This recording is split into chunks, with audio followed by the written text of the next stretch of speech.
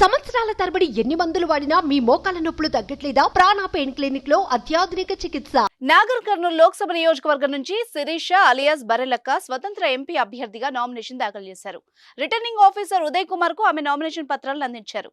ఇటీవల జరిగిన తెలంగాణ అసెంబ్లీ ఎన్నికల్లో స్వతంత్ర అభ్యర్థిగా నిలిచి రాష్ట్ర వ్యాప్తంగా సంచలనంగా మారిన బరెలక్క అలియాస్ కర్నె శిరీష ముందు చెప్పినట్టుగానే లోక్సభ ఎన్నికల బరిలో కూడా నిలుస్తోంది. నాగర్ కర్నూలు పార్లమెంట్ స్థానం నుంచి స్వతంత్ర ఎంపీ అభ్యర్థిగా నామినేషన్ వేసింది. ఎలాంటి హడావిడి లేకుండా కేవలం తన భర్త, కుటుంబ సభ్యులు, సన్నిహితులతో కలిసి బరెలక్క నాగర్ కర్నూలు సమీకృత జిల్లా కార్యాలయంలో నామినేషన్ దాఖలు చేశారు.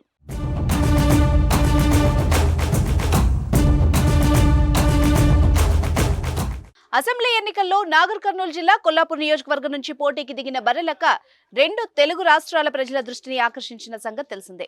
రాష్ట్ర వ్యాప్తంగా ఉన్న నిరుద్యోగ యువతతో పాటు మాజీ జేడీ లక్ష్మీనారాయణ, వివాదాస్పద డైరెక్టర్ ఆర్జీవి లాంటి ప్రముఖులు కూడా ఆమెకు మద్దతు తెలిపారంటే బరెలక్క చూపించిన ప్రభావం అంతా ఇంత కాదు. అయితే ఎన్నికల ప్రచారంలో ప్రధాన పార్టీలకు ఏమాత్రం తగ్గకుండా దూసుకెళ్లిన బరెలక్కకు కేవలం 5,598 ఓట్లు మాత్రమే పోలవడంతో 4వ స్థానానికి పరిమితమైంది. అసెంబ్లీలో ఓడిపోయినా సరే నిరుద్యోగుల తరపున తన పోరాటం ఆపనంటూ బరెలక్క ముందే ప్రకటించింది.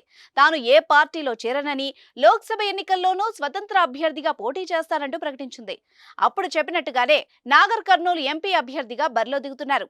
కాగా నాగర్ కర్నూలు ఎంపీ స్థానం నుంచి బీఆర్ఎస్ అభ్యర్థిగా పోటీ చేస్తున్నారు. గతంలో బరెలక్కకు ఆర్ఎస్ ప్రవీణ్ కుమార్ సపోర్ట్ చేశారు.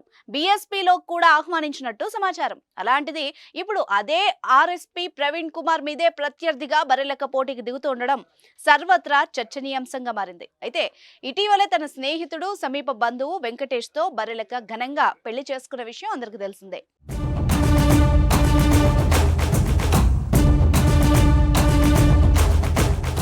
సుమన్ టీవీలో మీ పర్సనల్ అండ్ బిజినెస్ ప్రమోషన్స్ కోసం కింది నెంబర్కి కాంటాక్ట్ చేయండి.